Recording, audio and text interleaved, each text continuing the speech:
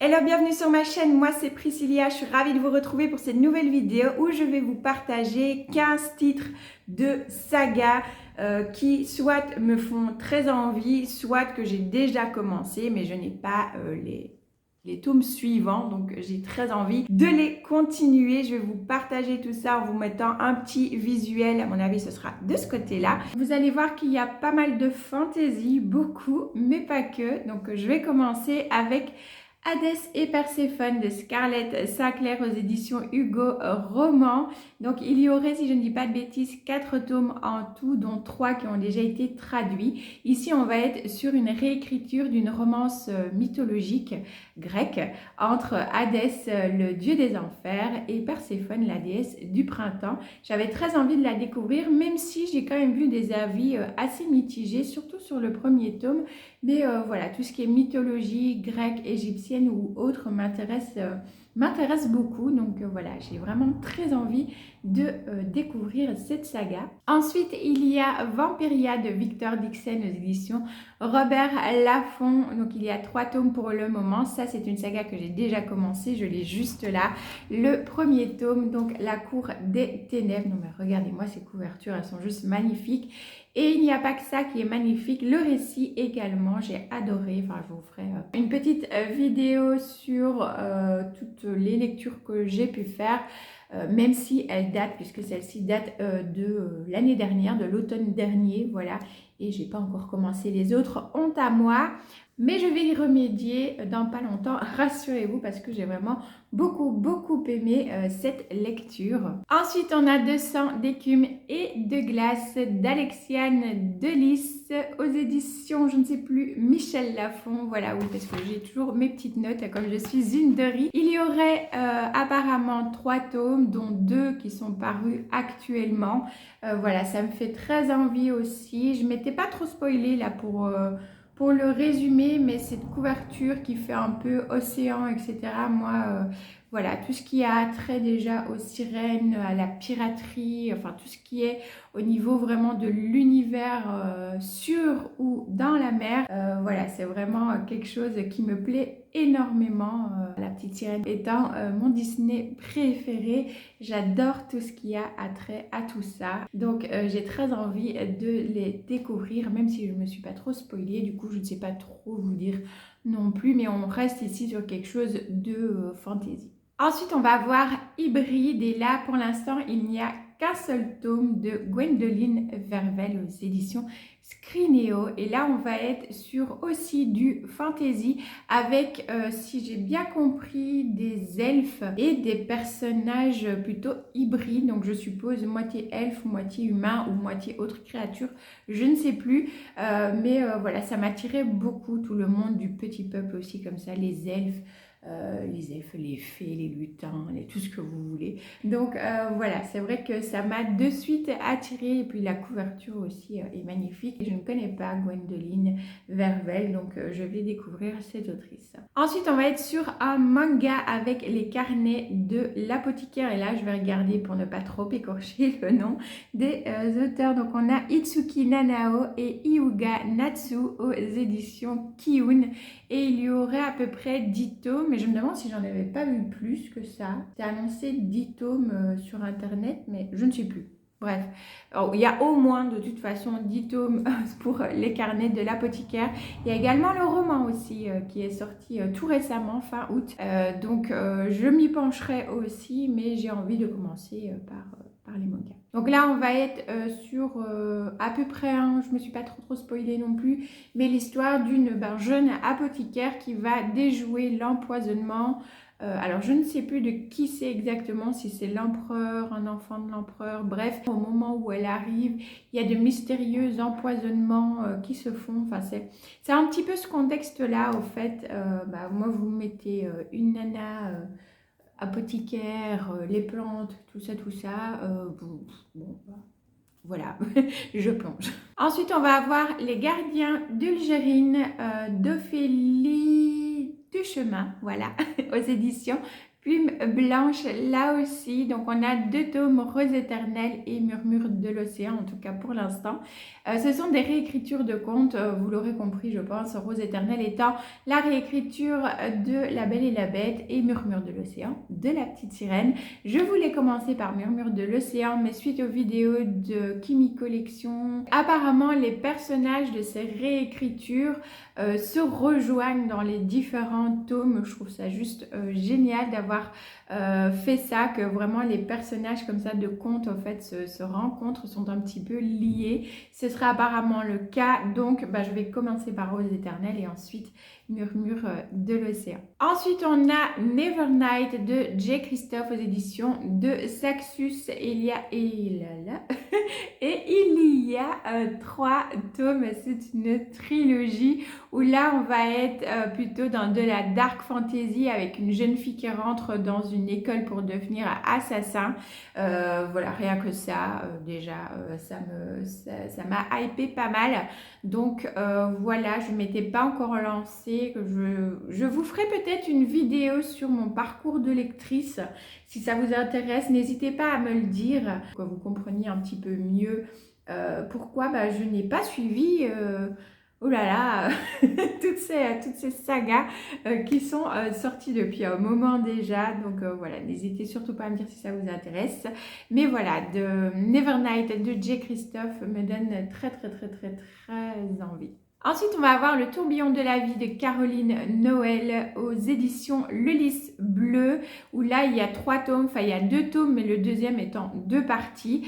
J'ai lu le premier tome qui est La ville lumière que voici. Alors, attention parce que moi, j'ai l'ancienne couverture ici. Elle a changé depuis. Elle fait un petit peu plus, justement, fantastique, puisqu'ici, on est clairement là-dedans, dans un roman fantastique avec des êtres surnaturels. Vous le voyez, hein, une romance qui va s'installer avec des sujets quand même qui sont assez difficiles, puisqu'on va être sur des sujets comme la maladie, le deuil, etc.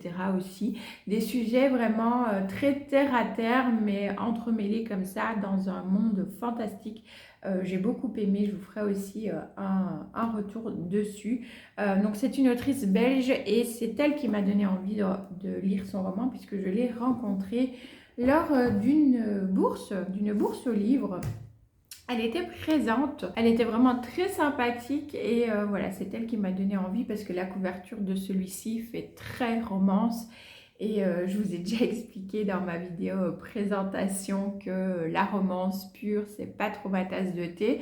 Donc personnellement, l'autrice n'aurait pas été là, je me serais peut-être pas dirigée sur la couverture et ça aurait été dommage, parce que j'ai vraiment apprécié et j'ai hâte de savoir la suite. Ensuite, on va avoir Tous les Anne, voilà, de Lucie Maud Montgomery. Alors, aux éditions Monsieur Toussaint l'ouverture, il y a 5 ou 6 tomes, je ne sais plus, qui dans cette collection-là, en tout cas, cette magnifique collection reliée qui est superbe. Peut-être pas les dire dans l'ordre, mais on a Anne de Green Gables, Anne d'Avonlea, Anne de Redmond, Anne de Windy Winter, quelque chose comme ça. Anne et la maison de ses rêves, ou quelque chose comme ça.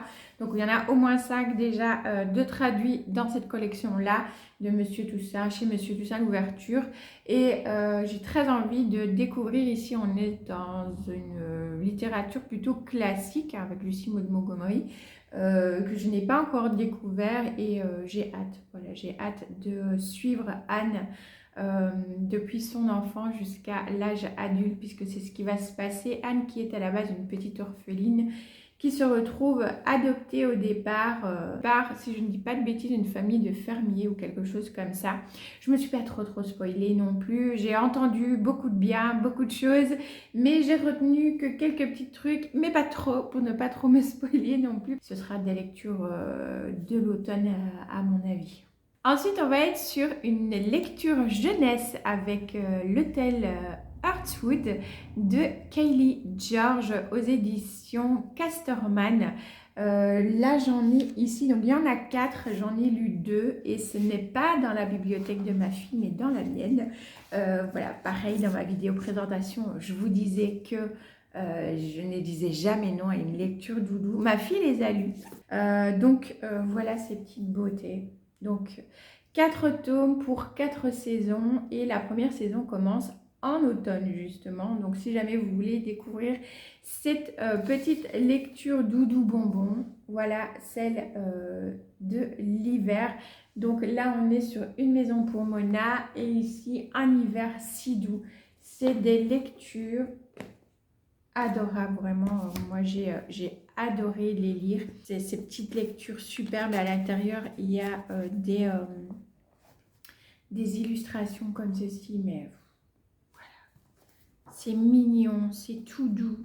C'est voilà. On suit l'aventure au fait d'une petite souris, donc de Mona, qui cherche un refuge au fait à l'automne. Elle va tomber sur l'hôtel Heartwood. Elle va finir par, vous en doutez, y rester et il va y avoir toute une aventure, des rencontres, de l'amitié, des aventures à risque aussi à l'intérieur, mais version voilà, version bonbon quoi. C'est juste, moi j'ai adoré. Donc j'ai hâte de lire les autres. Ensuite, on va avoir la fameuse saga ACOTAR. Alors, j'ai compris ce que voulait dire ACOTAR assez rapidement quand j'ai entendu parler toujours ACOTAR, et moi je voyais sur le titre Un palais d'épines et de roses. Donc je me disais, mais pourquoi ACOTAR au fait? Et au fait, je me suis rendu compte que c'est tout simplement le diminutif au fait du titre, pardon, en anglais qui est, attention, magnifique accent anglais qui arrive, A Court of Thorns and Roses. Voilà, je vous fais profiter de mon magnifique accent. Allez-y, mariez-vous, c'est cadeau. On va dire ACOTAR aussi à l'avenir, donc Un palais d'épines et de roses qui est le premier tome. Il y a 7 tomes en tout, mais que 2 ou 3 qui ont été traduits en français actuellement. C'est de Sarah Gimas et c'est aux éditions La Martinière Jeunesse. J'ai pas trop écouté ce qui se disait, enfin comme ça, voilà. Parce que je veux pas me spoiler non plus, la couverture me faisait très envie, les avis positifs m'ont donné encore plus envie. Surtout celui d'Amélie, une jolie fleur que je connais depuis un moment suite à la passion des plantes aussi. Et d'ailleurs, si vous ne la connaissez pas, je vous invite à la découvrir. Je vous mettrai son Instagram et sa chaîne YouTube dans la barre de description puisque j'aime beaucoup vraiment la suivre. Elle fait plein de vidéos littéraires aussi. Elle fait quasi plus que ça maintenant et c'est juste génial, j'adore suivre ses avis, ils sont donnés aussi en toute simplicité, enfin c'est génial, j'aime vraiment beaucoup, je l'apprécie beaucoup aussi pour la personne qu'elle est, voilà, si jamais vous voulez la découvrir. Elle avait beaucoup aimé, donc je me suis dit, ben pourquoi pas au fait me lancer aussi. Ensuite, une nouvelle saga où il n'y a qu'un seul tome pour le moment et je ne sais pas combien est-ce qu'il y en aura. Il s'agit de la saga Les Royaumes Immobiles. Le premier tome, c'est La Princesse sans visage, la couverture, s'il vous plaît.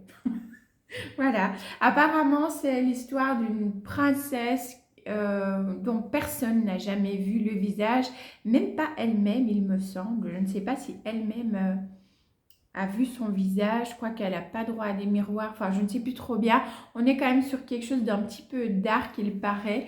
Voilà, pareil, je ne me suis pas trop spoilée, mais ça me fait très très envie. Et c'est pour pas dire de bêtises, Ariel Holz, compliqué à prononcer, aux éditions Slalom. Ensuite, on va être sur une BD, donc L'Or Olympus. Il y a 3 tomes et 2 traduits actuellement. Donc, c'est de Rachel. Alors, je ne sais pas si on dit Smith ou Smith. Si je dis pas de bêtises, elle est néo-zélandaise, il me semble, pour la nationalité de l'autrice. Et c'est aux éditions Hugo BD, puisque c'est une BD. Donc c'est une BD qui a été adaptée suite à un webtoon apparemment, voilà. Et ça me fait très envie, puisque là aussi on est encore sur une réécriture de cette romance mythique entre Hadès et Perséphone, mais version BD très colorée. J'ai eu l'occasion de les feuilleter dans une librairie et je savais déjà qu'ils allaient rejoindre ma petite wishlist pour les sagas parce que encore une fois c'est de la mythologie, puis c'est en format BD, ça change aussi, j'aime bien de temps en temps lire des BD aussi, donc voilà. Ensuite, une duologie, il s'agit de Pax de Sarah Pennypacker aux éditions Gallimard Jeunesse. Je vous mets la photo du tome 2.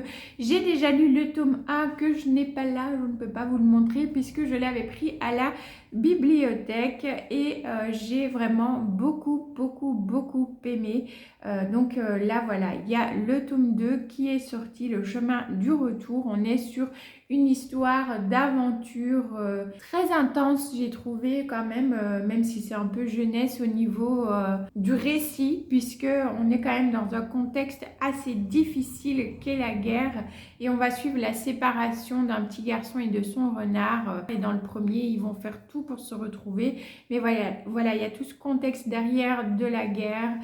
C'est pas quand même à mettre dans toutes les mains, je trouve, parce que c'est assez explicite quand même par moment au niveau de l'explication de certaines scènes. Donc je trouve que c'est pas à mettre dans des toutes petites mains non plus. Des jeunes ados, oui, à partir de 12-13 ans peut-être, voilà, là ça passe.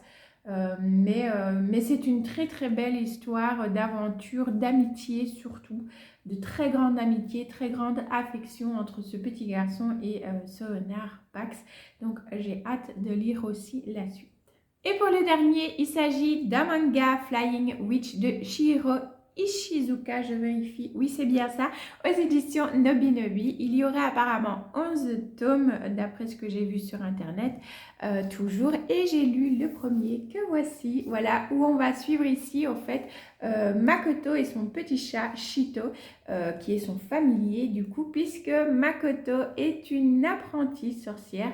Elle quitte la région d'où elle est pour aller vivre avec ses cousins et son oncle au calme à la campagne pour pouvoir faire son apprentissage de sorcière tranquillement, sauf que Makoto est une jeune fille maladroite et un peu étourdie aussi.